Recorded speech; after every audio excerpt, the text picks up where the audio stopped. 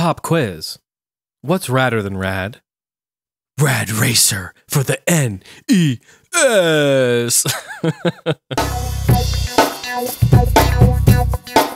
Hello, ladies and gentlemen, and welcome back. I am Jason Heine. Thanks for tuning in to another episode. I am reviewing one of my go-to games on the NES. I'm telling you, there's something about Rad Racer that I just love. Maybe it's that I remember playing this when it came out in 1987. I remember, going through the courses, switching it on and off from 3D, not knowing what in the hell 3D was, and really just enjoying myself after school with this game. It's a great one, and I want to go ahead and talk about it. There's some really cool things about it, and I would love to show you guys. So let's jump right into it. And at the time, I had absolutely no idea who Square was, but looking back on it now, would you believe that Square actually developed this game? Isn't that crazy? So that more than likely could be a surprise to you, but what is not surprising is that the game is fantastic, and because they're behind it, they did all of the right things. Really, what it comes down to for me is that the gameplay is just spot on, and the audio is great in the game, and you really use that in conjunction with the great gameplay to really have a robust driving experience on the NES. This is one of my favorite racing games on the console. So it was released in North America in 1987. In that year, there were only a handful of racing games that were really around for the NES, and I can count them on one hand about how many that were really out there that I knew of that I was actively playing. So when this came out, this was really mind-blowing to me. But what was really crazy about it is that the previous year, a game called Outrun, developed and produced by Sega, was a huge hit in the arcades at this time. Now, I was also playing in the arcades in these days, and I was familiar with Outrun. So when this game came home to the console, I could not believe it. As a young boy, I was saying, this is like arcade perfect. Like, I can't believe it, can't believe it. So this was very exciting at that time. But there is definitely a resemblance. I'm going to say it. It kind of is a clone. They were taking the success of Outrun and really just riding on its coattails with this. But I think that they've really encased certain things about the game so it stands out on its own. And I think this game does hold up well, even today, to stand all by itself. Another really cool thing about the game that a lot of people didn't know about, especially if you hadn't originally purchased the game, was that it came in 3D. So if you press the select button, it will switch it into 3D mode. And if you bought the game, it came with 3D glasses. The paper ones, the cardboard paper ones that you just put on, and they look funny and goofy, and they're awesome, right? It came with those. And so the game would then simulate 3D. Wow, hello, here we are, 20 some odd years later, you know what I mean? And we're still dealing with 3D. It's just so cool.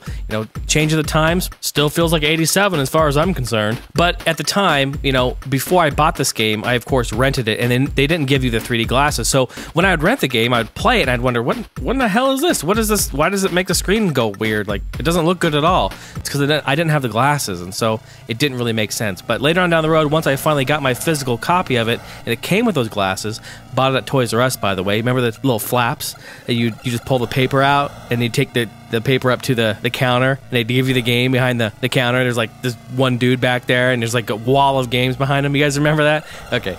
Yeah, I lived at my Toys R Us, so yeah, I remember that too. But anyway, once you get the game, then you get the 3D glasses, so then it all made sense. Really cool, I think way ahead of its time.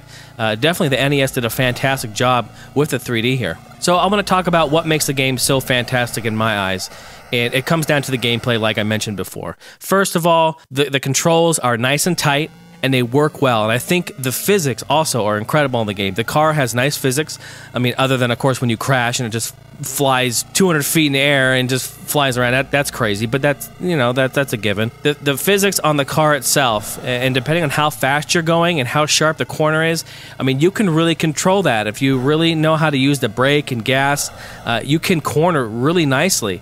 And I just love these games. It's almost like a puzzle game to me. It's like fitting your car, in between other cars and weaving through traffic and the cornering. And then you also have boost. If you hold up, you can boost. And man, is this not fun or what? It's so addicting. And the screen shakes when you're boosting. It's so awesome. So if you use all three of those together, the boost, the brake, and the gas, and your cornering, and you can, it shows little arrows of when the corners are coming so that you can judge when to turn and slow down. Man, you can really get in there nice and tight and weave through there. It's a lot of fun. And honestly, the way that this game handles is just really the cream of the crop. I think it's great, and I love it. I can't think of any other game. I mean, I can think of many games that look just like this, that play just like this, but they don't handle like this. So, you know, big kudos there to the team at Square for, you know, really bringing the racing game alive, really. I mean, like I said, at the time, there weren't a lot out there. So when they hit the scene with this, boy, oof, yeah, that was some good stuff. That is for sure. Another really important thing about the game, too, is the audio is so great. Now, you think on an NES game, how can the audio play a role? It plays a huge factor in your driving because you can listen. If you're going a certain speed around a corner, if you're going too fast, you can hear your tires start to lose traction and they'll start to get a little chirpy. I mean, you can sit there and really just take your car to the braking point and then back it off. If you're going too much on your corner, your car is going to let you know that through the audio. Really helps out with cornering.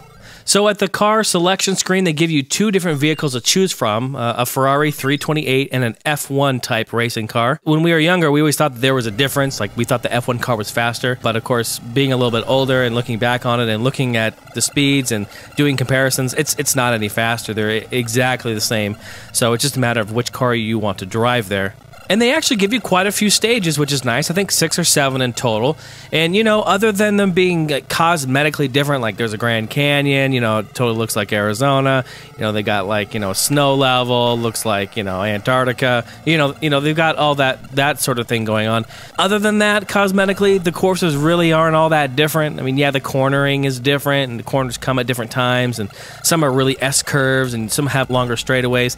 But all in all, you know, it's just cosmetically. But it definitely gives you, you know, time to kind of figure out the maps and get your cornering down. And that's really where the fun of it is. It's just trying to beat the clock. And, oh man, that clock. And we always know that sound too when the time runs out and your car's still coasting at 200 miles an hour, right? And you finally reach the checkpoint and you get your extra time and you go. Oh man, you're like, come on, go a little faster. Oh, yeah, here I am reliving my childhood again. So, but you know what, guys, this is a great game. If you can find this game with the 3D glasses, definitely recommend picking it up.